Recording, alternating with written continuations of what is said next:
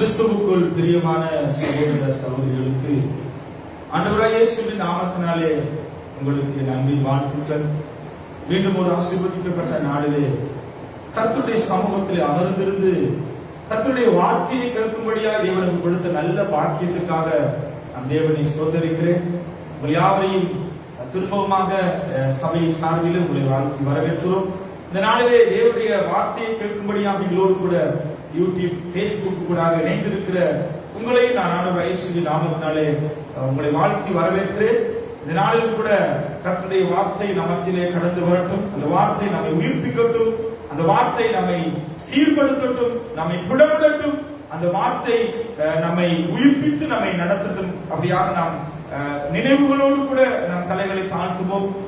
இது வெறும் ஒரு மனிதனுடைய சத்தம் அல்ல, இது மனுஷனுடைய சத்தமா இருக்குமானால் அதுல உயிர் இல்லை. ஆனா இது உயிருள்ள தேவனுடைய சத்தம். இது இந்த நாளை நாம் கேட்க போறோம். ஆகையினாலே தலைகள் தாழ்த்தி இருக்கிற பொழுது நம் ஆண்டவரை பார்த்து ஒரே ஒரு வார்த்தை சொல்ல போறோம். இயேசுவே என்னோடு பேசும்.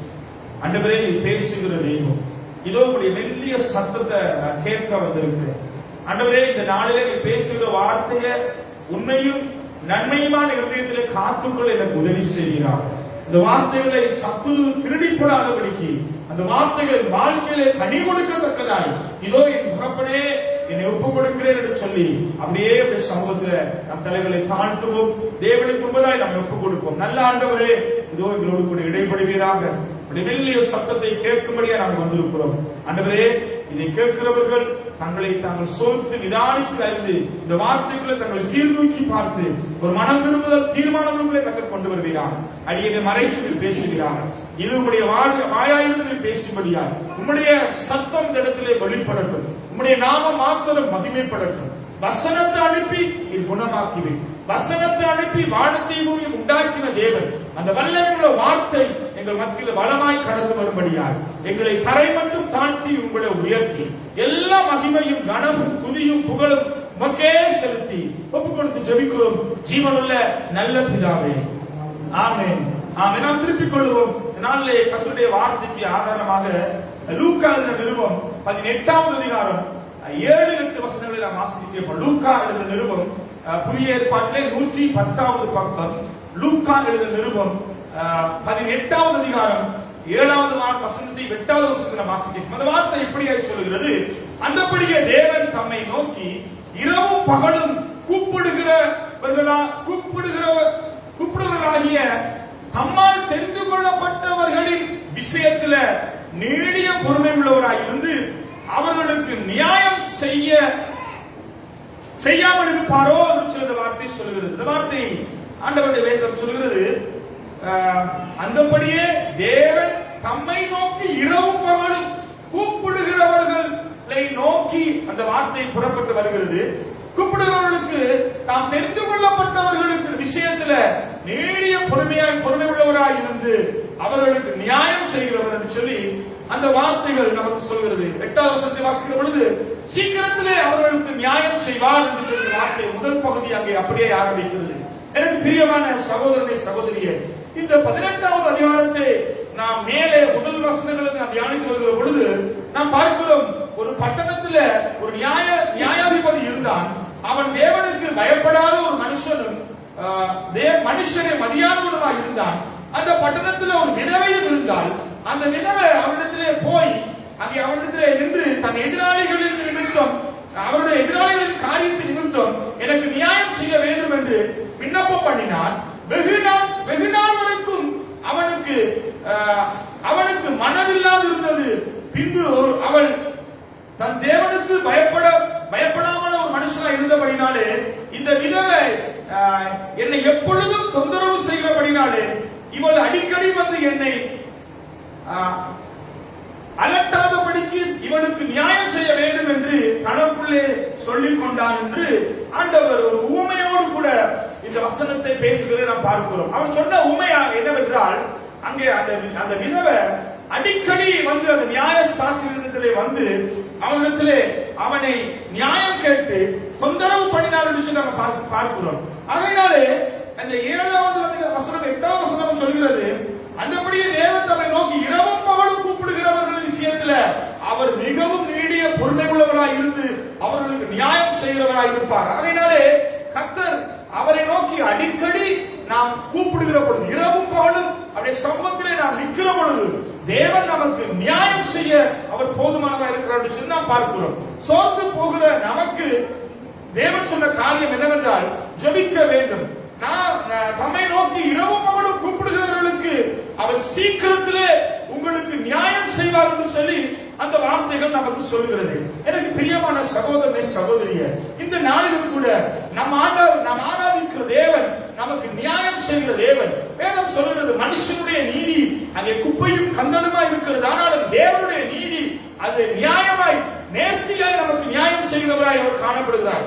அதனாலே சங்கீதத்தின் புத்தகம் 99ஆம் அதிகாரம் 4ஆவது வசனத்தை நாம் வாசிக்கிற பொழுது, சங்கீதம் 9:4 நாம் வாசிக்கிற பொழுது இந்த வார்த்தை இப்படியா சொல்லுது, நீர் என் நியாயத்தையும் என் வழக்கையும் தீர்த்து நீதியுள்ள நியாயாதிபதியாய் சிங்காசனத்தின் மேல் வீற்றிருக்கிறீர். ஆமென். இந்த வார்த்தைகள் சொல்லுகிறது, நாம் ஆராதிக்கிற தேவன் எப்படிப்பட்டவர்னா, நமக்கு நியாயத்தையும் நீதியையும் நமக்கு தருகிறவர். அவர் சிங்காசனத்தின் மேல் வீற்றிருக்கிற தேவன். ஆகையினாலே சிங்காசனத்தில் வீற்றிருக்கிற தேவன் நமக்கு எப்பொழுதும் அவர் நீதி செய்கிறவர். அது மாத்திரமல்ல, நியாயத்தை நமக்கு நீதியாய் நடப்பிக்கிற தேவன். இந்த தேவன் நம்மிடத்திலே நீதிபதியாக அல்லது நீதி விசாரிக்கிறவராக சிங்காசனத்திலே உட்கார்ந்து இருந்து நம்மிடத்திலே அவர் என்ன செய்கிறார்னா, ஒரு வழக்க நம்மோடு கூட வழக்க அவர் முன்வைக்கிறதை நாம் பார்க்கிறோம். எனக்கு பிரியமான சகோதர சகோதரிகளே, இங்க பார்க்கிறோம், இந்த வார்த்தைகள் சொல்கிறது, வழக்கு நியாயத்தை வாழ்க்கையில் இருக்கிற வழக்கில் நியாய தீர்ப்பு தருகிறவரும் சிங்காசனத்தில் வீற்றிருக்கிறவரும் சிங்காசனத்தில் வீற்றிருக்கிற தேவன் எப்படிப்பட்டவர் என்றார், நானும் நீங்களும் ஆராதிக்கிறவர். அவர் எல்லா மகிமையும் கனமும் ஆட்சியையும் பொருந்திய தேவன். ராஜாதி ராஜாவாக சிங்காசனத்தில் வீற்றிருக்கிற தேவனை இதுவரை நாம் ஆராதனை செய்தோம். இப்பொழுது நாம் சில வழக்குகளை தேவனுக்கு முன்பதாக நாம் கொண்டு போகும்படியாய் நாம் இந்த நாளில் வேதத்திலே நாம் வாசித்து நாம் கடந்து வர போகிறோம். பார்க்கிறோம், உங்களுக்கும் பார்க்கிறோம், இன்றைக்கு நமக்கும் சாத்தானுக்கும் மனுஷனிடத்திலே இருக்கிற வழக்கு என்ன என்று சொன்னால், அது எப்படிப்பட்ட தீர்ப்பு நமக்கு கிடைக்கும் என்று சொல்லி நாம் பார்க்கிற பொழுது, நமக்கு எப்பொழுதுமே நமக்கு வழக்கு இருந்து கொண்டே இருக்கும். சாத்தானோடு கூட ஒரு விதமான வழக்கு நமக்கு உண்டு, அல்லது ஒரு மனுஷனோடு கூட ஒரு விதமான வழக்கு நமக்கு உண்டு. அடுத்த வீட்டுக்காரர்கள் வேலை செய்கிற இடத்துல ஏதோ ஒரு மனுஷனோடு கூட அடிக்கடி நாம் வழக்கிலே நியாயம் கேட்டு நிற்கிறவர்களாய் நாம் இருக்கிறோம். அதனாலே எனக்கு பிரியமான சகோதர சகோதரியே, இந்த தேவாதி தேவன் சிங்காசனத்தில் வீற்றிருந்து நமக்கு நியாயம் செய்கிறவராய் இருக்கிறபடினாலே நம்முடைய எல்லா வழக்குகளையும் அல்லது நம்முடைய எல்லா காரியத்தையும் சிங்காசனத்துக்கு முன்பதாய் தேவாதி தேவனுக்கு நியாயாதிபதிக்கு முன்பதாய் நாம் நிற்க வேண்டியவர்களாய் கொண்டு போக வேண்டியவர்களாய் காணப்படுகிறோம். அதனாலே நாம் பார்ப்போம், ஏசாயாவின் புத்தகம் 11ஆவது அதிகாரம், நாம் திருப்பி 3-4 வசனத்தை நாம் வாசிக்கிறோம். ஏசாயாவின் புத்தகம் 11ஆவது அதிகாரம் 3-4 வசனங்கள் வாசிக்கிற வார்த்தை எப்படியா சொல்கிறது, கர்த்தருக்கு பயப்படுதல் அவருக்கு உகந்த வாசனையாய் இருக்கும். அவர் தமது கண் கண்டபடி நியாயம் செய்யாமலும் அவர் காது கேட்டபடி தீர்ப்பு சொல்லாமலும் நீதியின்படி ஏழைக்கு நியாயம் விசாரித்து யதார்த்தத்தின்படி பூமியில் உள்ள சிறுமையானவர்களுக்கு தீர்ப்பு செய்கிற தேவன் இந்த வார்த்தைகள் சொல்கிறது. இந்த வசனங்களை நாம் வாசிக்கிற பொழுது, பூமியையும் தமது வாக்கினாலே கோளால் அடித்து தமது வாயின் சுவாசத்தினாலே துன்மார்க்கனை சங்கரிப்பார். நீதி அவருக்கு அரை கட்டும், சத்தியம் அவருக்கு இடை கச்சையுமாய் இருக்கிறது என்று நாம் பார்க்கிறோம். இந்த தேவாதி தேவன் எப்படிப்பட்டவர் என்று சொன்னால், கர்த்தருக்கு பயப்படுதல் அவருக்கு உகந்த வாசனை. அவர் தமது கண் கண்டபடி நியாயம் செய்யாமலும் காது கேட்டபடி தீர்ப்பு செய்யாமலும் நீதியின்படி ஏழைகளுக்கு நியாயம் விசாரித்து யதார்த்தத்தின்படி பூமியில் உள்ள சிறுமைப்பட்டவர்களுக்கு தீர்ப்பு செய்கிற தேவன். பாருங்க எப்படிப்பட்ட தேவன் என்று பாருங்க. இன்றைக்கு இந்த பூமியில யாருக்கு எப்பொழுதுமே வழக்கு அல்லது போராட்டம் என்று சொன்னா, சிறுமைப்பட்டவர்களுக்கும் ஏழைகளுக்கும் அங்கே திக்கற்றவர்களுக்கும் விதவைகளுக்கும் எப்பொழுதுமே ஒரு போராட்டம் இருந்து கொண்டே இருக்கும். இந்த நாட்களிலே தேவனுடைய வார்த்தை சொல்கிறது, இப்படிப்பட்டவர்களுக்கு தேவன் எப்படி நியாயம் செய்வார், கண் கண்டபடி அல்ல, அவர் நீதியாய் விசாரித்து தாம் கேட்டவைகளை தேடி அவர் தீர்ப்பு சொல்லுகிற தெய்வம் என்று சொல்லி இங்க வேதம் சொல்கிறது. ஆகையினாலே தாம் கண்டபடி தாம் காது கேட்டபடி தீர்ப்பு செய்யாமல் ஏழைகளையும் சிறுமைப்பட்டவர்களுக்கு நீதி செய்கிற தேவன், சிறுமைப்பட்டவர்களை திக்கற்றவர்களையும் ஏழைகளை விசாரிக்கிற தேவன், இவர்களுக்கு விரோதமாக பிசாசானவன் எப்பொழுதுமே போராடி கொண்டே இருப்பான். இன்றைக்கு நாங்கள் ஒருவேளை பிசாசோடு கூட போராடி கொண்டு நிற்கிற வேளையில எங்களுக்கு நீதி இல்லை, அல்லது ஒரு மனுஷனிடத்திலே இருக்கிற ஒரு பிரச்சனையினாலே எங்களுக்கு நீதி இல்லை என்று சொல்லி நீதியை நாம் எதிர்பார்த்தவர்களாய் ஒருவேளை இந்த வேளையில் இந்த இடத்தில் அமர்ந்திருக்கலாம். ஆகையினால்தான் ஆண்டவர் சொல்கிறார், நம்முடைய தேவன் சிறுமைப்பட்டவர்களையும் ஏழைகளையும் அங்கே பார்க்கிறோம், விதவைகளையும் விசாரிக்கிற தேவன். அதனாலே இன்றைக்கு நானும் நீங்களும் தியானிக்க போகிறோம், எப்படி நமக்கு நியாயம் கிடைக்கும். நம்முடைய வாழ்க்கையில பல போராட்டங்கள், பல பாடுகள் உண்டு. இவைகளிலிருந்து எப்படி நாம் நியாயத்தை பெற்றுக்கொள்ள வேண்டும் என்று நாம் பார்ப்போமானால், இன்றைக்கு நமக்கு நியாயம் எப்படி கிடைக்கும் என்று சொல்லி நாம் பார்ப்போமானால், தேவன் விசாரிக்கிற 3 வழக்கை குறித்து நாம் தியானிக்க போறோம். நானும் நீங்களும் ஏதோ ஒரு மனுஷனிடத்திலே ஒரு நியாயத்திற்காக அல்லது ஒரு வழக்குக்காக ஒரு நீதிக்காக போய் நிற்கிறோம். ஆனால் தேவன் நம்மிடத்திலே அவர் எதிர்பார்க்கிற 3 வழக்குகள் உண்டு. அது முதலாவது வழக்கு என்னவென்றால், தேவன் போராடுகிற வழக்கு என்ன, சாத்தான் நம்ம போடுகிற வழக்கு என்ன, நமக்குள்ளே இருக்கிற வழக்கு என்ன. ஏதோ ஒரு கேள்வி, ஏதோ ஒரு நியாயத்தை குறிச்சு 3 காரியங்கள் நமக்குள்ளே உண்டு. முதலாவது பார்க்கிறோம், தேவன் நமக்கு விரோதமாய் போடுகிற ஒரு வழக்கு. நமக்கு விரோதமாய் கர்த்தாதி கர்த்தர் சிங்காசனத்தில் வீற்றிருக்கிற தேவன் ஒரு வழக்கு வைத்திருக்கிறார். இரண்டாவது, சாத்தானுக்கு விரோதமாய் தேவன் ஒரு வழக்கு வைத்திருக்கிறார். மூன்றாவது, நமக்குள்ளே இருக்கிற வழக்கு என்ன, நாம் அந்த வழக்கை எப்படி தேவனுக்கு கொண்டு போவது நாம் பார்ப்போமானால், ஏசாயாவின் புத்தகம் 11ஆம் அதிகாரம் 3-4 நாம் வாசிக்க கேட்டோம். தேவன் எப்படிப்பட்டவர்? காது கேட்டபடி கண் கண்டபடி என்ன செய்கிற தேவன் அல்ல, தீர்ப்பு செய்கிற தேவன் அல்ல. நாம் வாசிப்போம், இப்படிப்பட்ட தேவன் யோவானுடைய நிருபம் 5ஆம் அதிகாரம் 30ஆம் வசனத்திலே நாம் வாசிக்கிற பொழுது இந்த தேவன் ஒரு மாற்றத்திலே அவருடைய இந்த வார்த்தையில் ஒரு மாற்றம் உண்டாகிறதை நாம் பார்ப்போம். யோவானுடைய நிருபம் 5:30 நாம் வாசிக்க கேட்போம். பழைய ஏற்பாடு புதிய ஏற்பாட்டுல யோவானுடைய நிருபம் 5ஆம் அதிகாரம் 30ஆம் வசனம் இப்படியாக சொல்கிறது. நாம் வாசிக்க கேட்போம். 5:30, நான் என் சுயமாய் ஒன்றும் செய்வதில்லை, நான் கேட்டபடியே நியாயம் செய்கிறேன்.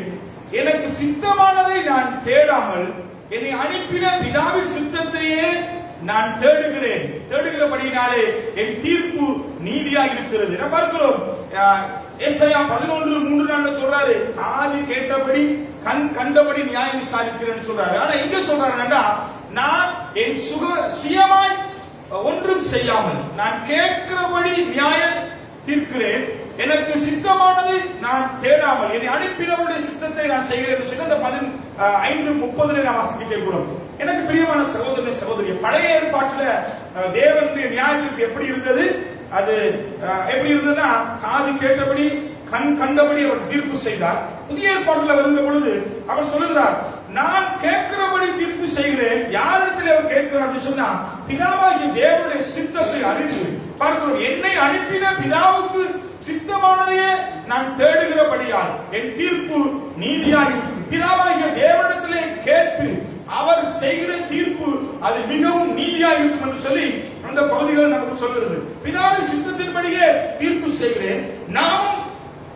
நாமும் சொல்லுகிற தீர்ப்பு சரியா இருக்க வேண்டும். பிதாவின் சத்தத்தை கேட்டு சாதகமாக இருந்தால் அந்த தீர்ப்பு நம்முடைய வாழ்க்கையில் சரியாய் அமையும். அதனாலே தேவாதி தேவன் அவர் கண்டதையும் காது கேட்டதையும் அவர் தீர்ப்பு செய்த தேவன் இப்ப என்ன சொல்றாருன்னா, இப்பொழுது நான் சுயமாய் பேசுகிறது அல்ல, என் பிதாவினுடைய சத்தத்தை கேட்டு பிதாவாகிய தேவன் சொல்லுகிற சரியான வார்த்தைக்கு நான் தீர்ப்பு செய்கிறேன் என்று சொன்ன ஆண்டவர் பார்க்கிறோம். முதலாவது தீர்ப்பு என்னவென்று பார்ப்போமானால், தேவனுடைய வழக்கு என்ன நாம் பார்க்கிறோம். நம்மோடு கூட தேவன் ஒரு வழக்கை வைத்திருக்கிறார். எனக்கும் உங்களுக்கும் தேவனுக்கு இடையில ஒரு வழக்கு உண்டு. அது என்ன வழக்கு என்று பார்ப்போமானால், ஓசியாவின் புத்தகம் 4ஆம் அதிகாரம் 1வது வசனத்தை வாசிப்போம். 1051வது பக்கம், பழைய ஏற்பாட்டில் 1051வது பக்கம், ஓசியாவின் புத்தகம் 1வது அதிகாரம் 4வது வசனத்தை நாம் வாசிக்க கேட்போம். 1051வது பக்கம், பழைய ஏற்பாட்டில் ஓசியாவின் புத்தகம் 4வது அதிகாரம் 1வது வசனத்தை வாசிக்க கேட்போம்.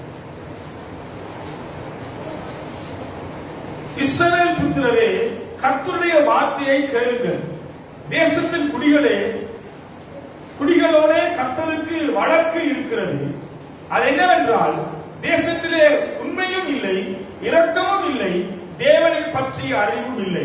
ஆண்டவர் தேசத்துக்குள்ளே ஒரு பெரிய ஒரு வழக்கு ஆண்டவர் கொண்டு வராரு. தேவன் நமக்கு விரோதமாய், தேசத்தில் இருக்கிற ராஜாக்களுக்கு விரோதமாய், தேசத்தில் இருக்கிற ஜனங்களுக்கு விரோதமாய் ஒரு வழக்கு ஆண்டவர் கொண்டு வரார். ஓசியாவின் புஸ்தகம் 4வது அதிகாரம் 1வது வசனம், 1051வது பக்கம் பழைய ஏற்பாட்டுல. நீங்க அநேகர் அதை தேடிக்கிட்டு இருக்கிறீங்க.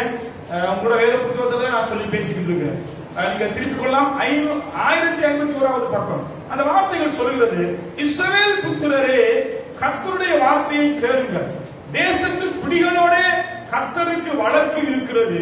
அது என்னவென்றால், அது என்ன வழக்கு என்றால், தேசத்திலே உண்மை இல்லை, இரக்கம் இல்லை, தேவனை பற்றிய அறிவில்லை. தேவன் 3 குற்றச்சாட்டை தேவன் நமக்கு விரோதமாக வைக்கிறார். முதலாவது குற்றச்சாட்டு என்னவென்றால், என்ன முதலாவது குற்றச்சாட்டு? உண்மை இல்லை. இரண்டாவது இரக்கம் இல்லை. மூன்றாவது தேவனை பற்றிய அறிவு இல்லை. ஆண்டவர் நமக்கு விரோதமாய் வழக்காடுபடியாய் வந்திருக்கிறார். அவர் நமக்கு நம்மோடு வழக்காடுகள் பொழுது வைக்கிற 3 குற்றச்சாட்டு என்னவென்றால், நாம் பார்க்கிறோம், தேசத்தினுடைய குடிகளிடத்துல, மக்களிடத்துல என்ன இல்லையா? முதலாவது அங்க என்ன இல்ல? உண்மை இல்லை என்று சொல்லி நம்முடைய வாழ்க்கையில தேவன் எதிர்பார்க்கிற காரியம் அங்க அவரிடத்துல இல்ல. உண்மை உள்ளவன் பரிபூர்ண நன்மையை பெறுவான் வேதம் சொல்லுது. தேவன் அவருக்கு எதிர்பார்க்கிறது உண்மை உள்ள ஒரு மனுஷன். பாருங்க, தேவன் நம்மோட வைக்கிற முதல் வழக்கு என்னன்றா, அதுல 3 குற்றச்சாட்டை தேவன் வைக்கிறார். என்ன வழக்கு? அவர் சொல்லுகிறார், தேசத்தின் புத்திரரே, கர்த்தருடைய வார்த்தையை கேளுங்கள். தேசத்தினுடைய அதிபதிகளே, ராஜாக்களே, அங்கே வாழுகிற ஜனங்களே, கர்த்தருடைய வார்த்தையை கேளுங்கள். கர்த்தர் உங்களோடு கூட ஒரு வழக்கை ஏற்படுத்தி இருக்கிறார். உங்களுக்கும் தேவனுடைய ஒரு வழக்கு இங்கே இருக்கிறது. அந்த வழக்குடைய முதல் குற்றச்சாட்டு, நீங்கள் எனக்கு உண்மையற்றவர்களா இருக்கு. இரண்டாவது குற்றச்சாட்டு, உங்களிடத்திலே இரக்கம் இல்லை. மூன்றாவது தேவனை பற்றி அறிகிற அறிவு உங்களிடத்திலே காணப்படவில்லை. முதலாவது பார்க்கிற உண்மை தேவன் விரும்புகிற ஒரு பிரதானமான காரியம். ஒவ்வொரு மனுஷனுடைய வாழ்க்கையிலும் உண்மை உள்ளவனாய் மாற வேண்டும். அதனாலதான் வேதம் சொல்கிறது, நியாய தீர்ப்பு நாளிலே அவர் நம்மை பார்த்து சொல்லுகிற வார்த்தை, உண்மையும் உத்தமமுள்ள ஊழியக்காரனே, தேவனுடைய ராஜ்யத்துக்குள்ளே பிரவேசித்து போய் சொல்வார். தேவன் எதிர்பார்க்கிற உண்மை இன்றைக்கு தேசத்துல, மக்களிடத்துல அல்லது ராஜாக்களிடத்துல அங்கே இல்லை என்பதை குறித்து முதலாவது குற்றச்சாட்டாக தேவன் நம்மை பார்த்து சொல்கிறார். இரண்டாவது பார்க்கிறோம், இரக்கம் இல்லாதவர்களாய் இன்றைக்கு கிறிஸ்துவை அறிந்து ரட்சிக்கப்பட்டு கிறிஸ்துவோடு வாழுகிறோம் என்று சொல்லுகிற நானும் நீங்களும் நம்மிடத்துல இரக்கம் இல்லாதவர்களாய், தேசத்துல இரக்கம் இல்லை. கடைசி காலத்திலே அன்பு தணிந்து போகும் என்று வேதம் சொல்கிறது. மனுஷர் பணப்பிரியராயும் விரும்புக்காரராயும் அகந்தை உள்ளவர்களாயும் நல்லோரை பயக்கிறவர்களாயும் துணிகரம் உள்ளவர்களாயும் இப்படிப்பட்ட சுபாவ அன்பில்லாதவர்களாயும் அங்கே பார்க்கிறோம் இரக்கம் இல்லாதவர்களாயும் கடைசி காலத்திலே மனுஷர்கள் இருப்பார்கள் சில வார்த்தைகளபடி தேவன் எதிர்பார்க்கிற இரக்கம் அங்கே இல்லை என்பதனாலே நமக்கு விரோதமாக ஒரு வழக்கு தாக்குதல் செய்தார். என்ன உலகத்தில் என்ன இரக்கம் இல்லை. எதை குறித்த இரக்கம் தேவன் எதிர்பார்க்கிறான்னு சொன்னா, ஆத்துமா பாரம், அழிந்து போகிற ஆத்துமாக்களை குறித்த பாரம், அவர்களை குறித்த பாரம், ஒரு இரக்கம் உங்களிடத்திலே காணப்படுகிறதா? நான் எதற்காக உங்களை தெரிந்து கொண்டேன்? வேதம் சொல்லுகிறது, ஒருவரும் கெட்டு போவது தேவனுக்கு சித்தம் அல்ல, எல்லாரும் ரட்சிக்கப்பட வேண்டும் என்று தேவன் விரும்புகிறார். ஆனால் தேவனுடைய இரக்கம் என்ன? பாவியை நேசிக்கிறார். ஆண்டவர் சொல்றார், நம்மை பார்த்து சொல்றார், துரோகி அவனை நாம் நேசிக்க வேண்டும். நம்முடைய வாழ்க்கையிலே தேவன் நமக்கு கொடுத்த காரியம் அன்பு மிகவும் முக்கியம். இரக்க சுபாவம் உங்களிடத்திலே இல்லை. உங்களிடத்திலே அழிந்து போவதை குறித்த இரக்கம் பாரம் இல்லை. அடுத்த வீட்டில் வேறு சில இடத்துல குடி போதையில தேவனை விட்டு தூரமாய் வாழ்ந்து கொண்டிருக்கிறவர்கள் மத்தியில அவர்களை குறித்த ஒரு பாரம், ஒரு இரக்க சுபாவம் உங்களிடத்திலே காணவில்லை என்று சொல்லி தேவன் இரண்டாவது குற்றச்சாட்டை நம்மிடத்தில் வைக்கிறார். மூன்றாவது குற்றச்சாட்டு என்னவென்றால், தேவனை அறிகிற அறிவு நம்மிடத்தில் இல்லை. நாம் தேவனை அறிந்து கொள்ள ஒரு விரும்பாதவர்களாய் நாம் வாழ்ந்து கொண்டிருக்கிறோம். ஆகையினாலே 3 குற்றச்சாட்டுகளை, 3 வழக்கை தேவன் நமக்கு விரோதமாக வைக்கிறதை நாம் வேதத்திலே பார்க்கிறோம். இந்த 3வது வழக்கு தான் மிக முக்கியமானது. தேவனை அறிகிற அறிவு இல்லாதவர்களாய். வேதம் சொல்ல, என் ஜனம் அறிவில்லாமையினாலே சிறைப்பட்டு சங்காரமானார்கள் என்று சொல்லி வேதவசனம் சொல்கிறது. இன்னைக்கு பார்க்க, தேவனை அறிவதற்கு, தேவனை அறிந்து கொள்வதற்கு அல்லது அவரை ருசிப்பதற்கு அவருக்காக தங்கள் வாழ்க்கையை அர்ப்பணித்து தேவனுக்கு பிரியமாய் வாழுகிற அர்ப்பணிப்புள்ள குடும்பங்கள் அல்லது தேவனை அறிந்த ஜனங்கள் இன்றைக்கு நம்ம காண முடியாதவர்கள் அற்றவர்களாய் நாம் நீங்கள் நின்று கொண்டிருக்கிறோம். அதனாலே இன்றைக்கு நம்முடைய திருச்சபையில பாருங்கள், இந்த காலங்கள் உபத்திரவமான காலங்கள், நெருக்கமான காலங்கள், தேவனை தேடுகிறவன் எங்கே கேட்கக்கூடிய ஒரு காலத்தில் நாம் வந்திருக்கிறோம். ஆகையினால் இப்படிப்பட்ட காலத்திலும் இந்த உபத்திரவத்திலும் தேவனை தேடுகிறது, கடந்து தேவனை தேடுகிறதிலே அறிவற்றவர்களாய் இன்றைய நாள் தேவனை ஆராதிக்கிற நாள், கர்த்தருடைய நாள், வாரத்தின் முதலாவது நாள், தேவனுக்கு நன்றி பலி துதி பலிகளை செலுத்துகிற நாள், தேவனை தொழுது கொள்ளுகிற நாள், தேவனோடு கூட சமூகத்தில் அமர்ந்திருக்கிற நாள். ஆகையினாலே இந்த நாள்ல நம் தேவ சமூகத்துக்கு ஓடி போக வேண்டும் என்று தேவனை அறிகிற அறிவு அற்றவர்களாய் இன்றைக்கு பல பல குடும்பங்கள், கிறிஸ்துவை அறிந்தவர்கள், கிறிஸ்துவை அறிந்து ரட்சிக்கப்பட்டவர்கள் குடும்பங்கள் இன்றைக்கு தேவனை அறிய முடியாதவருக்கு அவருடைய கண்கள் அங்கே மறைக்கப்பட்டு குருட்டாட்டத்தினுடைய வாழ்க்கை வாழ்ந்து கொண்டிருக்கிறதை தேவன் அங்கே ஒரு வழக்காக அல்லது அது ஒரு குற்றச்சாட்டாக நம்மை பார்த்து சொல்லுவதை நாம் பார்க்கிறோம். 3 காரியங்கள் நீங்க சொல்லுங்க. முதலாவது என்ன? முதலாவது தேவன் வைக்கிற குற்றச்சாட்டு என்ன? நம்மிடத்துல உண்மை இல்ல, தேவனுக்கு உண்மை இல்ல, கணவன் மனைவிக்கு உண்மை இல்ல, மனைவி கணவனுக்கு உண்மை இல்ல, பிள்ளைகள் பெற்றோருக்கு உண்மை இல்ல, சபைக்கு உண்மை இல்ல, தேவனுக்கு பயப்படுகிற பயம் இல்ல, பரிசுத்தத்துல உண்மை இல்ல, தேவனுக்கு பிரியமாய் வாழுகிறதுல உண்மை இல்ல, வாயில் வார்த்தைகள், கிரியைகள், செயல்கள், பார்வைகள், நட உட பேச்சில இன்றைக்கு உண்மையற்றவர்களாய் நானும் நீங்களும் வாழ்ந்து கொண்டிருக்கிறோம். ஆண்டவர் நமக்கு விரோதமாக ஒரு வழக்க பிதாவுக்கு முன்பதாக கொண்டு வந்திருக்கிறார். இரண்டாவது குற்றச்சாட்டு, அழிந்து போகிற ஆத்மாக்களை குறித்த பாரம், இரக்க சுபாவம், பாவத்துல சாபத்துல அக்கிரமத்துல வாழ்ந்து கொண்டிருக்கிற நோக்கி அவளுக்காக ஜெபிக்கிற ஒரு மனுஷியாய் வாழ்ந்து கொண்டிருக்கிறோமா? அவளை குறித்த பாரம் நமக்குள்ளே காணப்படுகிறதா? அடுத்த வீட்டுல, சொந்தத்துல, அண்ணன் தம்பி உறவுல தேவனை அறியாதபடிக்கு அங்கே சத்துருவோடு பிசாசோடு இருளிலே வாழ்ந்து கொண்டிருக்கிற ஜனங்களை குறித்த பாரம், இரக்க சுபாவம் இன்றைக்கு நமக்குள்ளே காணப்படுகிறதா?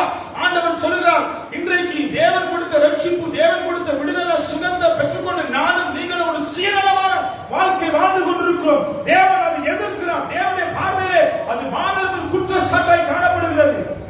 ஆத்மா பாரம் இல்லாதவர்கள், சீரளமான வாழ்க்கை, நானும் என் குடும்பம், என் பிள்ளைகளும், மற்றவர்களை குறித்த கவலையற்றவர்கள், ஆத்மா பாரம், அழிந்து போவதை குறித்த பாரம், இரக்க சுபாவம் இல்லாதவர்களாய் வாழ்ந்து கொண்டிருக்கிறோம் என்று சொல்லி தேவன் நமக்கு விரோதமான ஒரு வழக்கு பிதாவுடைய சமூகத்திலே சிங்காசனத்திலே வீற்றிருக்கிற தேவன் நம்மை பார்த்து சொல்லுகிறார்.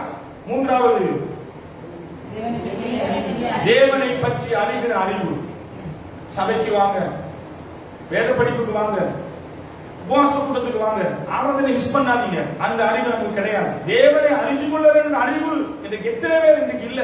எத்தனை குடும்பங்கள் இன்றைக்கு நாளில் ஆராதனையில இல்ல. எத்தனை நாற்காலிகள் இன்னைக்கு வெறுமையாய் காணப்படுகிறது. தேவன் நமக்கு முன்பதாய் நியாயம் செய்ய அவர் இறங்கி வருகிற காலம் வெகு சீக்கிரத்திலே உண்டு. சிங்காசனத்திலே, வெள்ளை சிங்காசனத்தில் அவர் உட்கார்ந்திருப்பார். நீதி செய்கிறவராய், நியாயம் செய்கிறவராய். அப்பொழுது ஆண்டவர் நம்மை பார்த்து கேட்பார். முன்னமே எழுதி வைத்திருக்கிறார், தேசத்தின் பிடிகளிடத்திலே எனக்கு ஒரு வழக்கு உண்டு.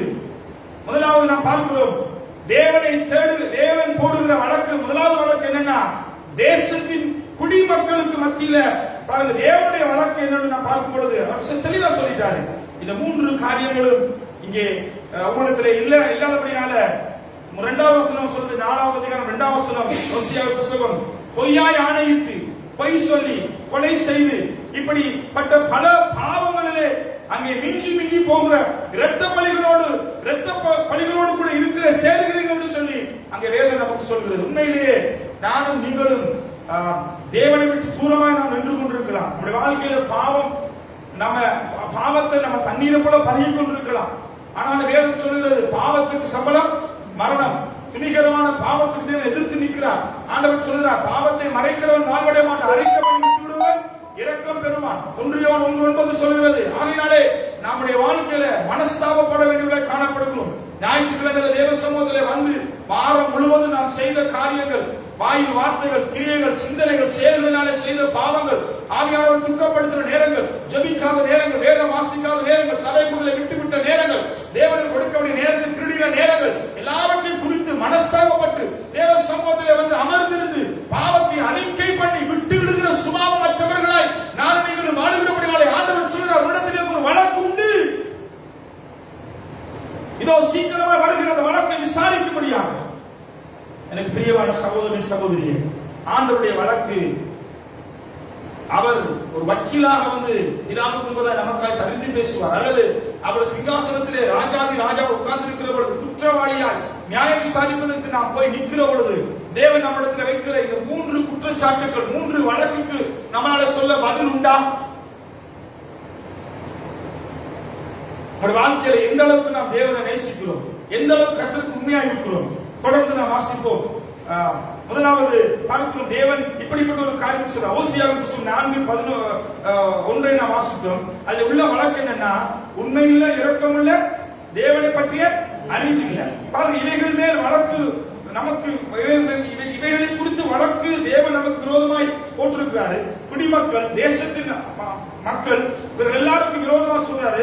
ஆத்ம பாரம் இல்லை, இரக்கம் இல்லை, தேவனை தேடுகிறவர்கள் இல்லை, அழிந்து போவதை குறித்த பாரம் இல்லாம நாம் வாழ்ந்து கொண்டிருக்கிறோம். தேவனுடைய சமூகத்தில் நின்று கொண்டிருக்கிற நானும் நீங்களும் நாம சோதித்து பார்ப்போம்.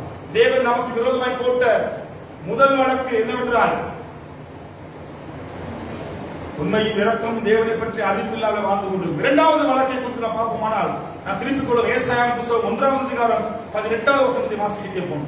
ஏசாயா 1:18. ஏசாயா 1:18வது வசனத்தை வாசிக்க கேட்போம்.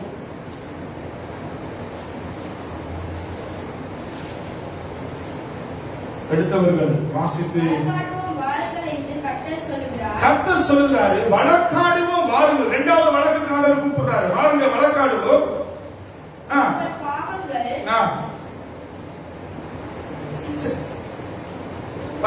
சொல்றாரு, வழக்காடுவோம் வாருங்கள் என்று கர்த்தர் சொல்லுகிறார். உங்கள் பாவங்கள் உறைந்த மலையை போல் வெண்மையாகும். அவைகள் சிவப்பா இருந்தாலும் மஞ்சள் போலாகும். இந்த வசனம் சொல்றது என்னன்னா, பாருங்க, வாருங்க வழக்காடு சொல்றாரு. என்னத்துக்கு வழக்கு கூப்பிடுறாருன்னா, உங்க ரத்தம் சிகப்பா சிக்கச்சவேல் இருந்தாலும் அதை உறைந்த மலையை போல நான் அதை வெண்மையாக மாற்றுவேன். அவைகள் ரத்தாம்பரமும் சிவப்புமாய் இருந்தாலும் அதை பஞ்சை போல ஆக்குவேன். நம்ம இன்றைக்கு பாவத்தினால தேவ சமூகத்துக்கு வர நம்ம பயப்படுறோம். எதனால பயப்படுறோம்? பாவம், ஐயோ நான் பாவம் செஞ்சுட்டேனே, அல்லது தேவனை துக்கப்படுத்திட்டேனே, என் வாழ்க்கையில பரிசுத்தத்தை இழந்து போய் நிக்கிறேனே, அல்லது தேவனுக்கு பிரியமான ஒரு காரியத்தை நான் செய்துட்டேனே. ஆனா ஆண்டவர் சொல்றாருன்னா, உங்க பாவத்தெல்லாம் நீங்க அப்படியே ஃபைல் பண்ணி எடுத்துட்டு வழக்குக்கு வாங்க, என்னோட கூட வழக்குக்கு வாங்க. உங்க வழக்க நான் தீர்த்து வைக்க போறேன். எப்படி தீர்த்து வைக்க போறாருன்னா, நம்ம பாவத்துக்கு எல்லாம் என்ன பரிகாரம்னா, அவர் என்ன சொல்றாருன்னா, எல்லாத்தையும் நான் மாத்திடுவேன். எப்படி மாத்துவாங்க? செக்கச்சவேன்னு பாவம் இருந்தாலும் அது என்ன செய்வேன்? உறைந்த மலையை போல நான் வெண்மையா நான் மாத்துறேன். ரத்தாம்பரமும் சிகப்புமாய் பச்சை போல இருந்தாலும் அதை நான் அப்படியே பச்சையா நான் மாத்தி அதை பஞ்சை போல நான் மாத்திடுவேன் சொல்லி ஆண்டவர் சொல்கிறாரு. ஆனா இன்றைக்கு நானும் நீங்களும் தேவ சமூகத்துக்கு வர ஏன் பயப்படுறோம்னா, நம்ம வழக்குக்கு போகும்பொழுது நம்ம குற்றவாளியாக தான் பயப்படுவோம். அல்லேலூயா. வழக்கு நமக்கு விரோதமா இருக்குது. உலகத்தில் இருக்கிற வழக்குக்கு இன்றைக்கு தீர்ப்பு சொல்ல போறாங்க. என்ன தீர்ப்பு? இன்றைக்கு நாம குற்றவாளியா சுற்றவாளியா, தப்பு பண்ணணுமா தப்பு பண்ணல தீர்ப்பு சொல்றதுக்கு ஒரு வழக்கு, கடைசி தீர்ப்பு சொல்ற வழக்குக்கு போறதுக்கு நம்ம எல்லாரும் பயப்படுவோம் இல்லையா? ஏன்னா நம்ம பக்கம் என்ன, நம்ம குற்றவாளி, நம்ம பாவம் செய்திருக்கிறோம், தேவனை விட்டு தூரமாய் வாழ்ந்தோம், உண்மை இல்லாதவர்களா இருந்தோம். இப்படி எல்லாம் நான் வாழ்ந்தது அப்படினால இந்த வழக்குக்கு சொல்றாரு, வழக்காடுவோம் வாருங்கள் கூப்பிட்டு சொல்றாரு, உங்க பாவங்க செக்க சிவேர் என்று இருந்தாலும் அதை நான் உறைந்த மலையை போல வெண்மையாக மாற்றுவேன்.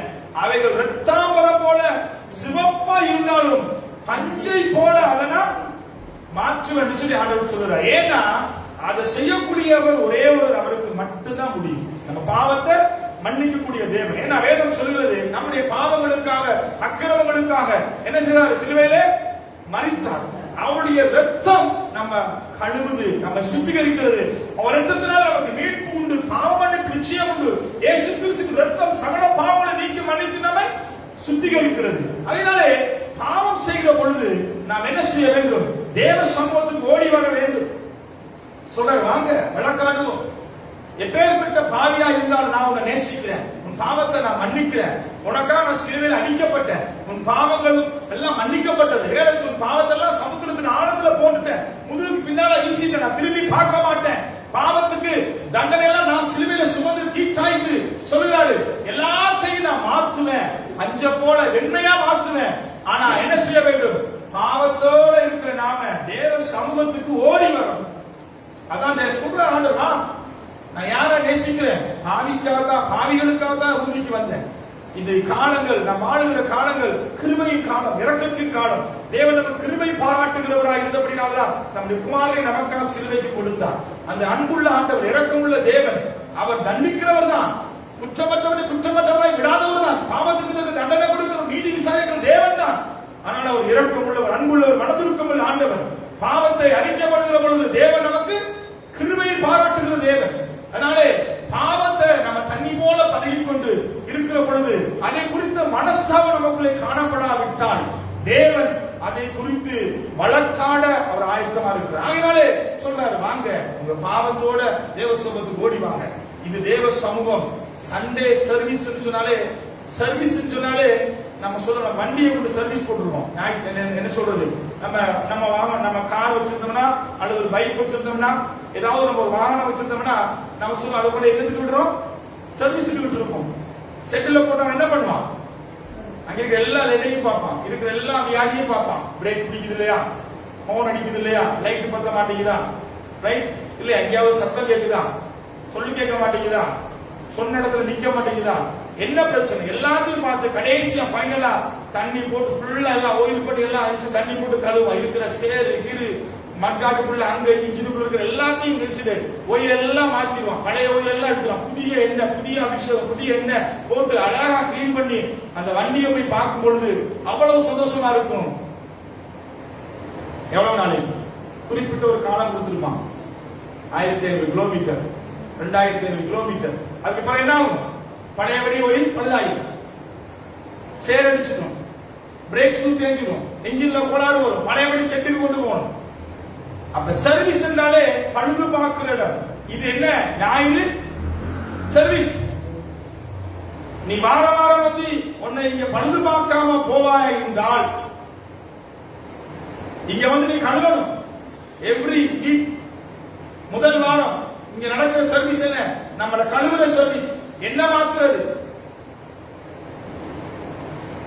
பழுதெல்லாம் நம்ம அங்க போய் சொல்ல போறோம், மெக்கானிக் உட்கார்ந்து இருந்து சொல்ல போறோம், ஐயோ கடந்த நாட்கள்ல என் வாழ்க்கையில இந்த மாதிரி காரியம், இந்த பிரச்சனை, இந்த பாவம், இந்த காரியம், இந்த இது என்னால விட முடியாத பாவங்கள், ஆண்டவரே மன்னியும் என்று சொல்லி ஆண்டோட சமூகத்துல நம்ம சொல்லி நம்மளே நம்ம சர்வீஸ் பண்ணி எல்லாம் கழுவி அபிஷேகத்துல நிறைச்சி புதிய எண்ணெய், புதிய அபிஷேகம் நிரப்பப்பட்டு நம்ம வெளியே போகிற பொழுது ஒரு புதிய ஃப்ரெஷ்ஷான ஒரு வாழ்க்கைக்குள்ள நம்ம வாழ தேவன் நமக்கு உதவி செய்வார். ஆனா இன்றைக்கு சர்வீஸுக்கு போடாத வாகனம் எப்ப வேணாலும் ஆக்சிடென்ட்ல மோதும், எப்ப வேணாலும் பிரேக் பிடிக்காம போகும். அல்லேலூயா. இங்கதான் இருக்கீங்களா? சோ ஆண்டவர் சொல்றாரு, நம்ம பாவத்தோட இருக்கிற நானும் நீங்களும் நம்முடைய பாவங்கள் எல்லாம் மன்னிக்கிறவர், நமக்கு வழக்காடுகிறவர். அவர் சொல்றார், நீ வா, உன் பாவத்தை பிசாசு குற்றஞ்சாட்டிக்கிட்டே இருப்பான். ஏய், நீ இந்த பாவத்தை செஞ்ச, இந்த பாவத்தை செஞ்ச, இந்த பாவத்தை செஞ்ச, தேவ சமூகத்துக்கு என்னால போக முடியாது, அந்த சமூகத்துல போய் நிக்க நீ தகுதி இல்ல, நீ தகுதியை இழந்துட்ட, வாழ்க்கையில பரிசுத்தம் இல்ல, வார்த்தையில நீதி இல்ல, உண்மை இல்ல, பிசாசு குற்றம் சாட்டிக்கிட்டே இருப்பான். ஆனா ஆண்டவர் அவனுக்கு விரோதமா வழக்காடுறது எப்படி? ஏய், அவனுக்காக நான் சிலுவையில மரித்து அவருடைய பாவத்தை சிலுவையில சுமந்த, அவருடைய பாவத்துக்காக இரத்தத்தை நான் சிந்தி இருக்கிறேன், என்னுடைய இரத்தத்தினால அவனை மீட்டெடுத்திருக்கிறேன், அவனை நான் தெரிந்து கொண்டிருக்கிறேன், இவனிலே வாழ்ந்து அவனை வெளிச்சத்துல கொண்டு வந்திருக்கிறேன். ஆண்டவர் பிசாசோடு கூட எதிர்த்து நமக்காக வழக்காடுபடியா சொல்லுவார். தைரியமா வா, வழக்காடுவோம். நானும் நீங்களும் இன்றைக்கு பிசாசுக்கு பயந்து, பிசாசு நம்ம குற்றம் சாட்டும் போதெல்லாம் அந்த சத்தத்தை கேட்டு கேட்டு கேட்டு தேவனை விட்டு தூரமா, வேதம் சொல்ல தேவனுக்கு கீழ்ப்படிந்து பிசாசை எதிர்த்து நில்லுங்க, அப்பொழுது உங்களை விட்டு ஓடி போவான். இன்றைக்கு நம்ம யாருக்கு கீழ்ப்படுது, யாரை எதிர்த்து நிற்கிறோம்?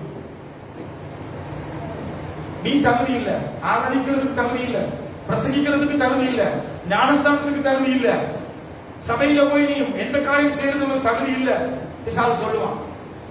ஆமா இல்லையா? அப்படியே கேட்டு நம்ம ஓரமா பிடிச்சி அந்த சமுதிரம் உட்காந்துட்டு ஓரமா உட்காந்துருவோம். சுரேன், ஐயோ எனக்கு அதெல்லாம் வராது பாஸ்டர்,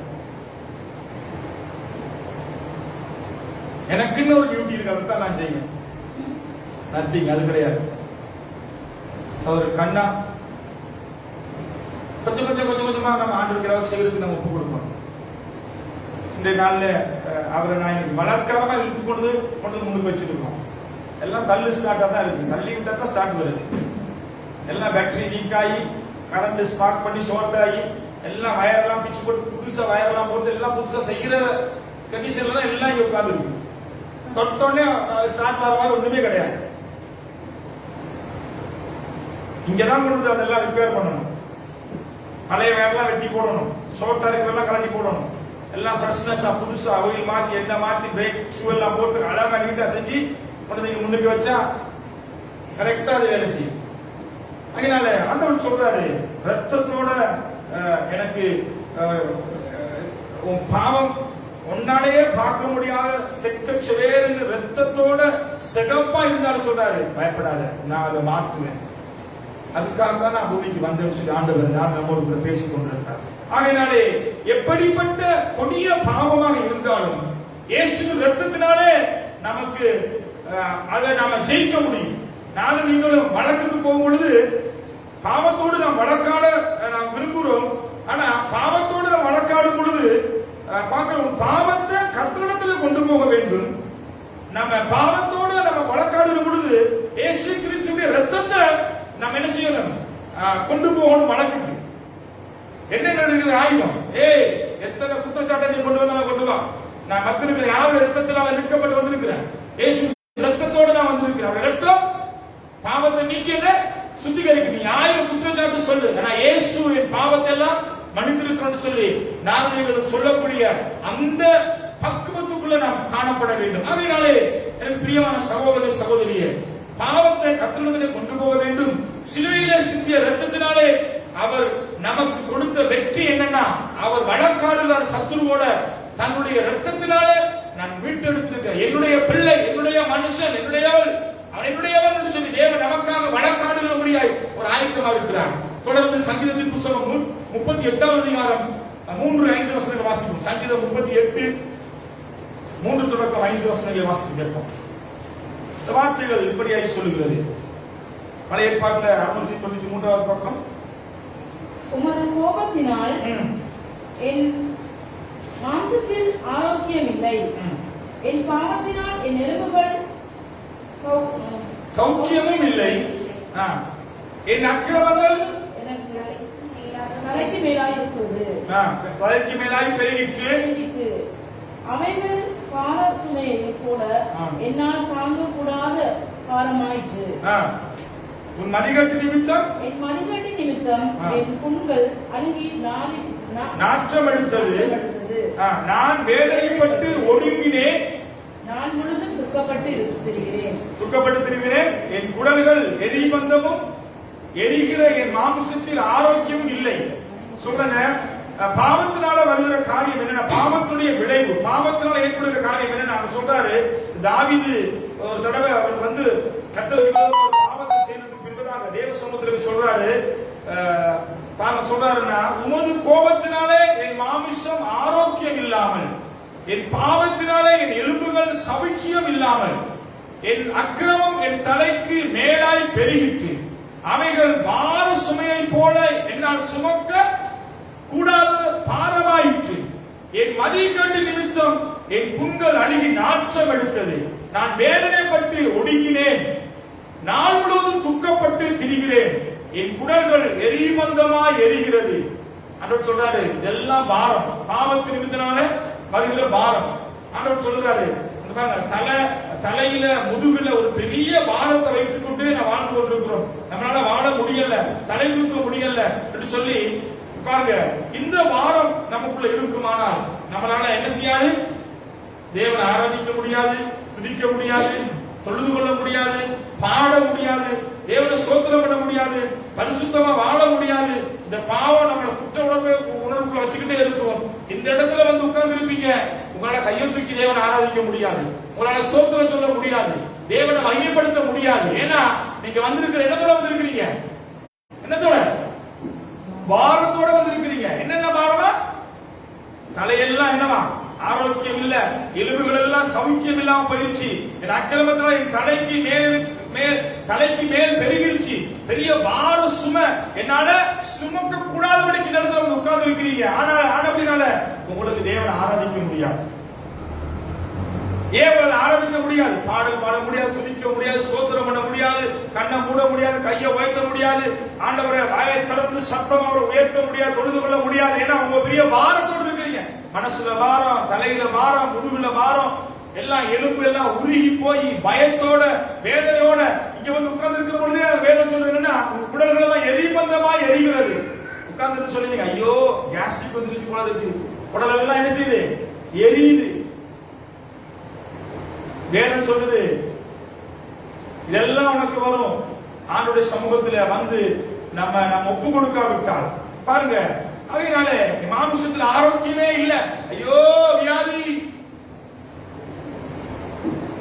எப்ப கேட்டாலும் வியாதி. வேதம் சொல்கிறது பாவத்துடைய விளைவு இப்படியாய் வரும். அதனாலே ஆண்டவர் சொல்கிறாரு, இந்த பாவத்தில் இருந்து நம்மை நாம் மேற்கொள்ள வேண்டுமானால் இயேசுவின் இரத்தத்தினாலே மாத்திரம்தான் நமக்கு விடுதலையும் சுகமும் பாதுகாப்பும் உண்டு. இயேசுவின் இரத்தம் கொண்டு இயேசுவின் இரத்தத்தை கொண்டுதான் நம்ம வழக்காட வேண்டும். அப்பதான் நமக்கு வெற்றி உண்டு. இயேசுவோட நம்ம போகணும் வழக்குக்கு. சுயநலத்துல, நம்ம பலத்துல, அல்லது நம்முடைய திறமையில, அறிவுல, பணத்துல நம்ம ஏதோ ஒரு காரியத்துக்கு ஜெயம் வெற்றி பெற நாம் நினைத்தோமா இருந்தால் அது நமக்கு தோல்வியாகவே முடியும். அதனாலே இயேசு என்னோடு இருக்கிறார், இரத்தம் எனக்குள்ளா இருக்கிறது, இரத்தத்தால மறைக்கப்பட்டிருக்கிற, பாதுகாக்கப்பட்டிருக்கிறேன், அவர் என்னோடு கூட இருக்கிறார் சொல்லி நானும் நீங்களும் எதையாவது எதிர்த்து நாம் நிற்கிற பொழுது நமக்கு ஜெயம் உண்டாகிறது நாம் பார்க்கிறோம். மூன்றாவது காரியம், நமக்குள்ள இருக்கிற வழக்கு என்ன? ஓசியா அதே அதிகாரம் 12வது அதிகாரம் 2:4 வாசிக்கிறோம். 1057வது பக்கம் ஓசியாவின் புத்தகம் 12ஆம் அதிகாரம் திருப்பிக் கொள்ளுவோம். எனக்கும் தேவனுக்கும் நமக்கும் இடையில் இருக்கிற ஒரு வழக்கு. ஏசாயா 12வது அதிகாரம் 2:4 2:4 வாசிக்கிறோம். ஓசியா, நாட் ஏசாயா, ஓசியா. யூதாவோடும் கர்த்தருக்கு வழக்கு இருக்கிறது. அவர் யாக்கோபை அவன் வழிகளுக்கு தக்கதாக விசாரிக்கப் போகிறார். அவன் கிரியைகளுக்கு தக்கதாக அவனுக்கு நீதியை சரி கட்டுவார். இப்ப என்னன்னா, ஆண்டவர் நமக்கு விரோதமா இன்னொரு வழக்கையும் கொண்டு வராரு. மூணாவது வழக்கு என்னன்னா, யூதாவோடு கர்த்தருக்கு வழக்கு இருக்கு. யூதா என்ற யாக்கோபோடு அவன் வழிகளுக்கு, யூதாவோடு கர்த்தருக்கு வழக்கு இருக்கிறது. அவர் யாக்கோபை அவன் வழக்குக்கு தக்கதாக விசாரிக்க போகிறார். ஆண்டவர் யாக்கோபையும் யூதாவையும் விசாரிக்க போறான். இந்த யார் இந்த யாக்கோபு யூதான்னா நாங்க தான். யூதா என்கிறத கோத்திரம் இருந்துச்சு, அந்த கோத்திரத்துக்கு ஒரு பெரிய சேனை இருந்துச்சு. யூதா கோத்திரத்தையும் யாக்கோபையும் அவர் என்ன செய்ய போறாரா? வழக்கு விசாரிக்க போறார். விசாரிக்க என்ன சொல்ல போறாரு? அவன் கிரியைகளுக்கு தக்க அவனுக்கு நீதியை சரி கட்ட போறார். ரைட். 2ஆம் வசனம் 3ஆம் வசனம் வாசிப்போம். அவன் தாயின் கர்ப்பத்திலே தன் சகோதரனுடைய குதிகாலை பிடித்தான், தன் பலத்தினால் தேவனோடே போராடினான். இங்க பாருங்க, இந்த யாக்கோபு இருக்கிற மனுஷன் தேவனோட ஒரு பெரிய வழக்கு. யாக்கோபுக்கும் தேவனுக்கு ஒரு பெரிய ஒரு போராட்டம் நடந்துச்சு. நமக்கு அது தெரியும், ஏற்கனவே நம்ம செய்தியில கேட்டிருக்கிறோம். அது கொஞ்சம் சுருக்கமா நான் பேச விரும்புகிறேன். பாருங்க, யாக்கோபு தேவனோட ஒரு பெரிய யுத்தத்தை பண்ணான். என்ன யுத்தம்னா, யாக்கோபு ஆண்டவரை பார்த்து, யாக்கோபு என்னாலே அவனுக்கு கொடுக்கப்பட்ட பேர் எத்த, கல்ல, ஏமாத்துக்காரன், சுத்தமாத்துக்காரன். அவனோட கூட அவனை வந்து அப்படித்தான் பேர் சூடி ஆண்டவர் கொடுத்திருந்தாரு. இந்த யாக்கோபு ஒரு நாள் என்ன செய்யறான்னா, ஆண்டவருடைய சமூகத்துல போய் ஆண்டவரோட கூட ஒரு பெரிய வழக்கு நடக்குது. ஆண்டவருக்கும் யாக்கோபுக்கும் ஒரு வழக்கு நடக்குது. அந்த வழக்குல பாருங்க, மனுஷன் தேவனை ஜெயித்தான்னு சொன்னா ஒரே ஒரு சந்தர்ப்பம், இந்த யாக்கோபு கர்த்தரை வழக்குல ஜெயம் பெற்றான். எப்படிப்பட்டவன்? எத்த, கல்ல, ஏமாற்றுக்காரன், தேவனுக்கு பிரியமில்லாதவன். தேவனோட கூட போய் என்ன செய்யலாம்? வழக்காடி ஜெயம் பெறுகிறான். அல்லேலூயா. அந்த சந்தர்ப்பத்தை குறிச்சு நாம பார்ப்போமானால், என்ன சந்தர்ப்பத்தில் அப்படி நடந்தாச்சுன்னா சொல்றாரு, போய் யாக்கோபோட கூட அந்த 4ஆம் வசனத்தை வாசிப்போம். அவன் தூதனானவரோடே போராடி மேற்கொண்டான். பாருங்க, யாக்கோபு தூதனோட, தேவ தூதனோட கூடி போராடி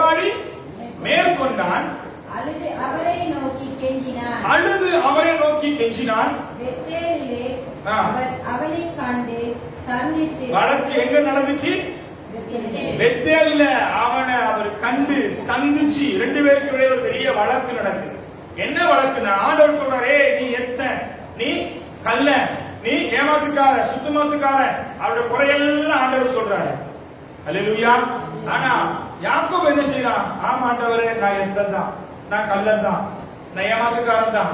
ஆனா நீங்க இன்னைக்கு என்ன மன்னிச்சு என்ன ஆசீர்வதிக்கணும், இல்லாட்டி நான் உங்களை என்ன செய்ய மாட்டேன், போக விடேன்னு சொல்லி யாக்கோபு ஆண்டவரோட போராடி அவன் ஜெபம் பண்றான். அந்த வசனத்தை நாம் 3ஆம் வசனத்தில் வாசிப்போம். அவன் தூதரானவரோடு கூட போராடி மேற்கொண்டான், அழுது அவரை நோக்கி கெஞ்சினான். பெத்தேலிலே அவர் அவனை கண்டு சந்தித்து அவனிடத்திலே நம்மோட பேசினார். பாருங்க, அவன் போராடி அழுதான், அப்புறம் என்ன செஞ்சானா? கெஞ்சினானா? என்ன செய்றான்? போராடி ஆண்டவர் சமூகத்திலே ஜெயம் பெற்றுக் கொண்டான். எப்படிப்பட்டவன்? ஏமாத்துக்கார, ஆண்டவருக்கு அருவருப்பான பாவத்தை செஞ்சவன். அவன் யாக்கோபை குறிச்சு நம்ம வாசி பார்க்கும் பொழுது நிறைய குற்றம் அவனை குறிச்சு வேதத்தில் எழுதி இருக்குது. இப்படிப்பட்டவனை என்ன செய்றார்? யாக்கோபே என்று சொன்னாலே எத்தன்தான் அவனை அவர் மன்னிச்சு, எதனால மன்னிச்சார்னா, அவன் தேவ சமூகத்துல போராடினான், அழுதான், கெஞ்சினான். என்ன செய்றாரு? கர்த்தர் அவனை சந்தித்தார். சந்தித்த இடத்துல அவரோடு கூட அவரு பேசினார், பாவத்தை மன்னிச்சாரு, யாக்கோபை இஸ்ரவேலா மாற்றினார். யாக்கோபுனா யாரு? நானும் நீங்களும் ஒருவேளை பாவத்தை பண்ணிக்கிட்டு யாக்கோபை போல நம்ம தேவ சமூகத்துக்கு போகாம, கெஞ்சாம, அல்லது போராடாம இருப்போமா இருந்தா நம்ம வாழ்க்கையில என்ன செய்ய முடியாது? என்ன செய்ய முடியாது? அதே யாக்கோபை தான் வாழ்ந்துட்டு இருப்போம். ஆண்டவர் சொல்றாரு, யாக்கோபே, நான் இஸ்ரவேலா மாத்துறேன்.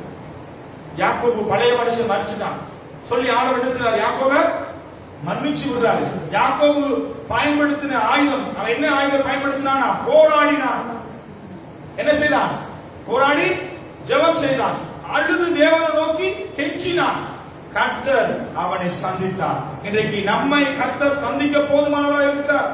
யாக்கோபை சந்தித்த தேவன், யாக்கோபை இஸ்ரவேலை மாற்றின தேவன், பாவத்தை மன்னித்த ஆண்டவர், அவனுக்கு இரக்கம் பாராட்டின தெய்வம் நமக்கு இரக்கம் பாராட்டி நம்மளை ஆசீர்வதிக்க அவர் போதுமானவராக இருக்கிறார். ஆனா நம்ம என்ன செய்ய மாட்டோம்? போராட மாட்டோம், கெஞ்ச மாட்டோம், அழமாட்டோம், அப்படி சமூகத்துக்கு வரமாட்டோம். நம்ம எப்படி இருக்க விரும்புறோம்? ஐயோ, நான் பாவி, நான் ஏமாத்துக்காரன், நான் கொலைகாரன், நான் பாவம் செஞ்சுட்டேன். ஆனா யாக்கோபு தேவன் சொல்றான், நீங்க என்ன மன்னிச்சு ஆசீர்வதிக்காவிட்டால் நான் உங்களை போக விடேன் என்று சொல்லி தேவனை அவன் மேற்கொண்டவனாய், அத்தனை பெரிய பாவம் நிறைந்த ஒரு மனுஷன். அந்த சம்பவம் நடக்கிற பொழுது இயேசு கிறிஸ்து மரிக்கவும் இல்லை, பூமிக்கு வரவும் இல்லை. ஆனா ரத்தத்தினாலதான் நமக்கு பாவ மன்னிப்பு இருக்குது. ஆனா பழைய ஏற்பாட்டுல அவர் அவனை மன்னித்து விட்டார்னா அவருடைய ரத்தத்தினால மன்னிக்கவில்லை, அவன் மேல் வச்ச இரக்கம் அவனுக்கு மன்னிப்பு கொடுத்தது. அதனால இன்றைக்கு நானும் நீங்களும் இயேசுவின் ரத்தம் நமக்காக சிந்தப்பட்டது, எங்களை மன்னிக்கிற தேவன் மன்னித்துட்டார் என்ற அந்த நம்பிக்கையோட தேவ சமூகத்துல வந்து நாம் தேவனை ஆராதனை செய்ய வேண்டியவர்கள் காணப்படுகிறோம். அதனாலே இந்த யூதா என்றாலே ஒரு பெரிய கூட்டம், அது தேவனை ஆராதிக்கிற கூட்டம். யூதான்றதே துதி என்கிறதான் அதுக்கு அர்த்தம். யூதான்றதே ஆராதனை குழு, ஆராதனை வீரர்கள், ஒரு ஆராதனை சேனையா இருக்கிற அந்த யூதாவுக்கு விரோதமாக ஆண்டவர் சொல்றாரு, யூதாவோடு நான் வழக்காடுவேன். யாரோட வழக்காட போறாரா? ஆராதனை வீரனோட, ஆராதனை கூட்டத்தோட. என்ன வழக்கு ஆடப்படுறாருன்னா, ஏய் நீ சரியா தேவனை ஆராதிக்கிறது இல்ல, ஏய் நீ சரியா தேவனிடத்துல வர்றதில்ல, நீ சரியா தேவனை பின்பற்றுகிறது இல்ல, வாழ்க்கையில தேவனுக்கு பிரியமான வாழ்க்கை கிடையாது, பரிசுத்தமான வாழ்க்கை கிடையாது, நீ தேவனை தேடுகிறது அல்ல, ஏதோ ஒரு கடமைக்கு வந்து உட்கார்ந்து இருந்து கையை வைத்து கண்ணை மூடி ஆராதிச்சுட்டு போற. ஆண்டவர் சொல்லுகிறார், இதாவே உன்னோடு ஒரு வழக்கு உண்டு. தேவன் எதிர்பார்க்கிற அந்த பரிசுத்தமான அந்த ஆராதனை இடத்துல இல்ல, ஒரு கடமைக்கான ஒரு ஆராதனை, கடமைக்காக சபையில வந்து உட்கார்ந்து இருந்துட்டு போற. ஆண்டவர் சொல்றார், உன்னோடு கூட வழக்காட ஆயத்தமா இருக்கிறேன்.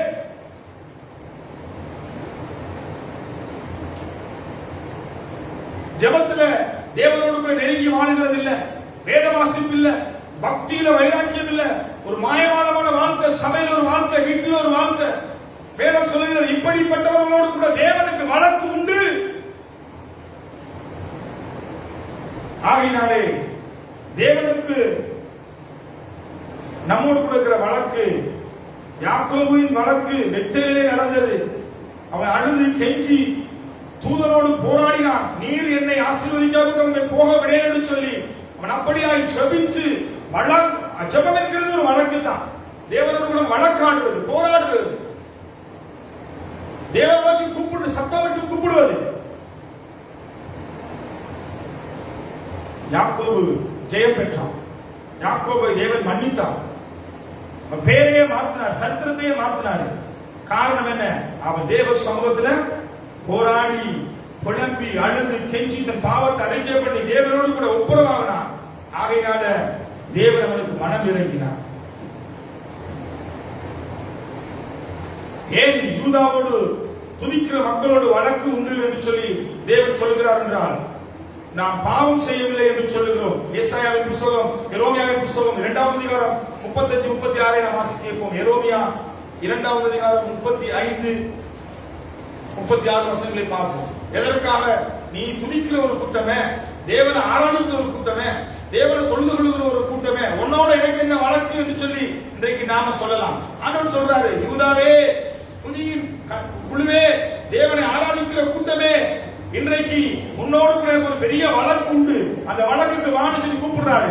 திருப்போம் எரோமியாவின் புத்தகம் 2வது அதிகாரம் 35, 36 வாசிக்க கேட்போம்.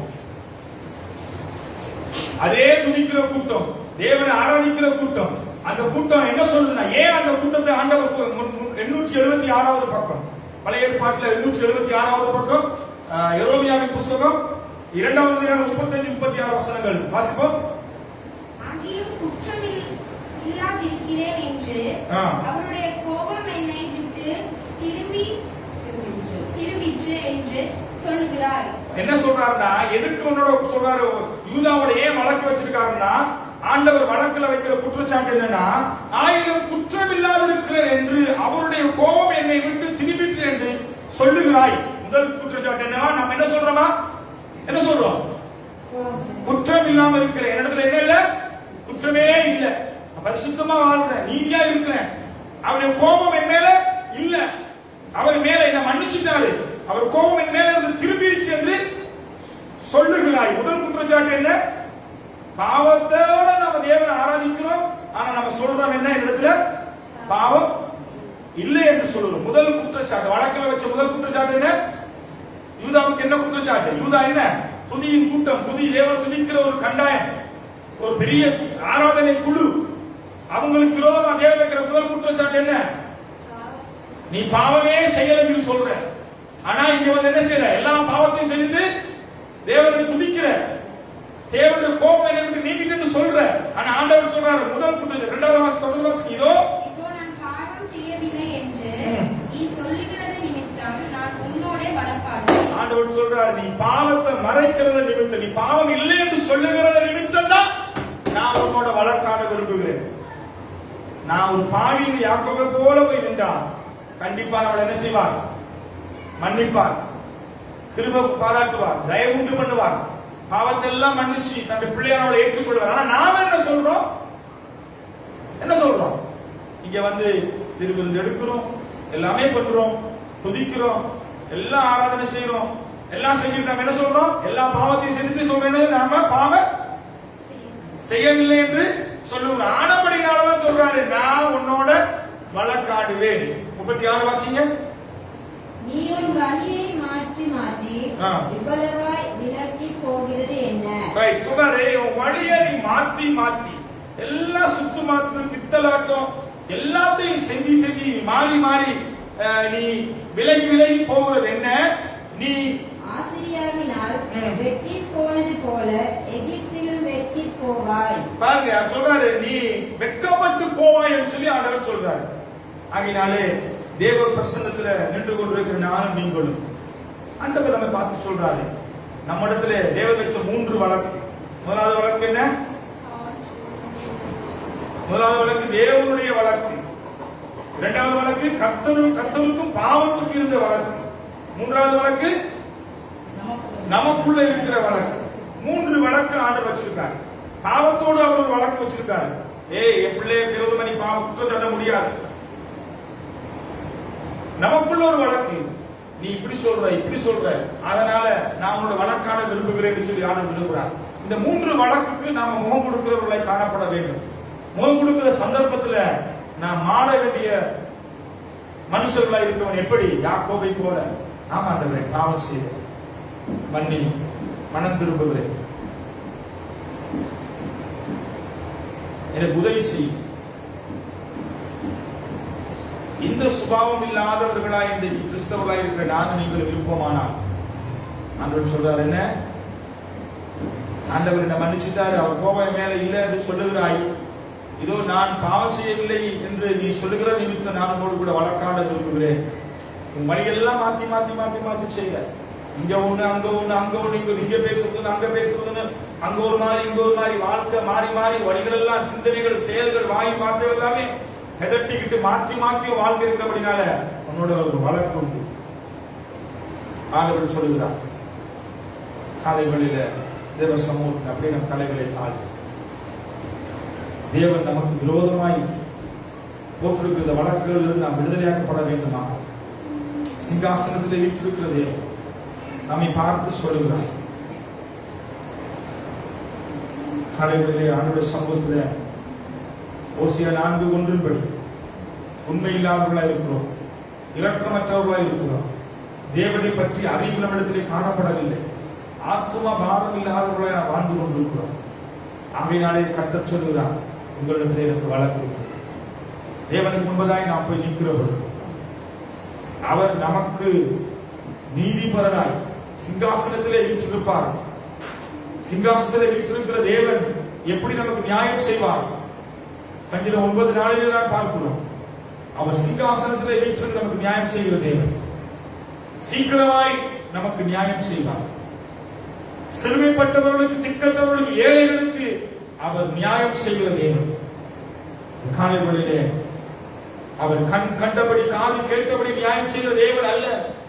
பிதாவாகிய தேவனுடைய சித்தத்தை அறிந்து, பிதாவுடைய சத்தத்தை கேட்டு அவர் நமக்கு நியாயம் செய்கிறவராய் காணப்படுகிறார். ஆகையினாலே ஒருவேளை நம்ம தேவனை விட்டு தூரமாய் வாழ்ந்து கொண்டிருக்கலாம். பேசிக் கொண்டிருக்கிற இந்த வார்த்தைகள் கர்த்தராகிய இயேசு கிறிஸ்து வருகை வெகு சீக்கிரத்திலே உண்டு. இதோ அவர் மேகங்கள் மேல் சேனைகளோடு எக்கால சத்தத்தோடு அவர் வர இருக்கிறார். வருகிற பொழுது அவர் முன்பதாக நாம் நிற்கிற பொழுது நம் ஆண்டவரை பார்த்து சொல்ல வேண்டும், உண்மை உத்தரவுள்ள ஊழியக்காரன், என் பிரியமான மகனே மகளே, தேவராட்சியத்துக்குள்ளே பிரவேசித்துக் சொல்லத்தக்க ஒரு வார்த்தை நமக்குள்ளே காணப்பட வேண்டும். ஆகையினாலே காலைகளில கண்களை மூடி நம் தலைகளை தாழ்த்தி நாளை இந்த வசனத்தை கேட்டுக்கொண்டிருக்கிற சகோதர சகோதரி, யூடியூப், பேஸ்புக் கூடாக நேரலைகளிலே இந்த வசனத்தை கேட்டுக்கொண்டிருக்கிற உங்களை பார்த்து ஆண்டவர் சொல்கிறார், கர்த்தருக்கு முன்பதாய் நம்மை ஒப்புக் கொடுப்போம், பாவத்தை அறிக்கை பண்ணுவோம், தேவனுக்கு முன்பதாய் நம்மை நீதியாய் நடக்க ஒப்புக் கொடுப்போம். அவர் வழக்காடுகிறவர், நம்மோடு இருக்கிற வழக்காடுபடி அவர் ஆயத்தமாக இருக்கிறார். அவருக்கு முன்பதாய் நாம் போய் நிற்கிற பொழுது குற்றமற்றவர்களால், தேவனுக்கு முன்பதாய் பரிசுத்தம் உள்ளவர்களால் நிற்க வேண்டும். ஒருவேளை ஐயோ இந்த பாவத்தினால விட முடியல என்று சொல்லியிருக்கிறான், ஆண்டவர் சொல்லுகிறார், தைரியமாவா, பாவம் செக்க செவராய் இருந்தால் நான் அதை உறைந்த மலையை போல வெண்மையான பனியாய் நான் மாற்றுவேன், அஞ்சை போல அதை நான் மாற்றுவேன். பாவத்தெல்லாம் சமுத்திரத்தின் ஆழத்துல போட்டு முதுகு பின்னால் நான் வீசிட்டேன். திரும்பி பார்க்கிற தேவன் அல்ல. நம்முடைய அக்கிரமத்து நிமித்தம் அழிக்கப்பட்டார், நமக்கு உண்டுபடும் ஆக்கினை அவர் மேல் வந்தது, அவருடைய தழும்புகளால் குணமானோம். இயேசுவின் ரத்தம் நம்மை சுத்திகரிக்கிறது, ரத்தத்தினாலே விடுதலை, மீட்பு உண்டு. பாவத்துக்கு சம்பளம் மரணம், பாவத்தை அழைக்கவனுக்கு கூட இறக்க வருவான். ஆகையினாலே இந்த காலைகளில கேட்ட வார்த்தைகளின்படி ஆண்டவரே எங்களோடு இடைப்படும் இந்த வார்த்தையின்படி கேட்டு தங்களை மாற்றிக்கொண்டவர்கள், தீர்மானம் எடுத்தவர்கள், மனம் திருக்கிறவர்கள், பாவத்தை அழைக்கப்பட்ட விரும்புகிறேன் சொல்லி தீர்மானிக்கிறவர்களை கர்த்தர் தொடங்கினார். குடும்பங்கள், பிள்ளைகள், உடைய காரியங்கள் ஆசீர்வதிக்கப்படட்டும். உங்க சித்தத்துக்கு ஒப்புக் கொடுத்து இதோ மாறனாதா வாரும் என்று சொல்லி வருகைக்காய் காத்திருக்கிற மணவாளன் சபையாகிய மணவாட்டியை அழைத்துக் கொண்டு போய் அந்த ஆட்டுக்குட்டியானுடைய திருமணத்துல பங்கு பெறக்கூடிய தகுதி உள்ளவர்களாய் எங்களை மாற்றுவீராக என்று சொல்லி தேவனுக்கு முன்பதாய் நம்மை தாழ்த்தி ஒப்புக் கொடுத்து இதோ எங்களை தயவாய் நடத்தும். நீ பேசின வார்த்தைகளுக்காக நன்றி, உங்களுடைய பிரசனத்தோடு நடத்துவதற்காக ஸ்தோத்திரம் செய்கிறோம் என்று சொல்லி கரங்களை உயர்த்தி நன்றி செலுத்தி அவருடைய சமூகத்தில் அவரை ஒப்புக்கொடுங்க. ஆம் தகப்பனே, பொறுப்படுங்க, வழிநடத்துங்க, ஆசீர்வதிங்க, கிருபையினால் இரக்கத்தினாலும் முடிசூட்டுங்க, நன்மையினாலும் திருப்தியாகுங்க. நமக்கு முன்பதாய் உன்னை உத்தமமாய் நிற்கக்கூடிய தயவு உண்டு பண்ணுங்க. பாவத்தை எதிர்த்து நிற்கக்கூடிய பலனத்தாங்க இயேசுவின் ரத்தத்தினாலே எங்களை கழுவி மீட்டு சுத்திகரிக்க வேண்டும் சொல்லி எல்லாவற்றையும் தாழ்த்தி உங்களை உயர்த்தி எங்கள் ஆவியாத்மா சரத்துக்கு ஒப்புக்கொடுத்து தாழ்த்தி ஜெபிக்கிறோம் ஜீவனுள்ள நல்ல பிதாவே. ஆமென். ஆமென். ஆமென். God bless you. கர்த்தர் உங்களை ஆசீர்வதிப்பாராக. தொடர்ந்து எங்களுடைய யூடியூப் சேனல், Facebook சேனல் கூடாக வாரந்தோறும் நம்முடைய செய்திகள் உங்களுக்கு வழங்கப்படும். கேட்டு பிரயோஜனத்தை பெற்றுக்கொள்ளுங்க. பிரயோஜனத்தை பெற்றுக்கொண்டவர்கள் நீங்க எங்களோடு கூட எழுதுங்க, கமெண்ட்ரியில போடுங்க. உங்களுடைய ஆசீர்வாதமான ஜெப தேவைகளை எங்களுக்கு தெரியப்படுத்துங்க. ஜெபிக்க ஆயத்தமா இருக்கும். God bless you. கர்த்தர் உங்களை ஆசீர்வதிப்பார். ஆமென்.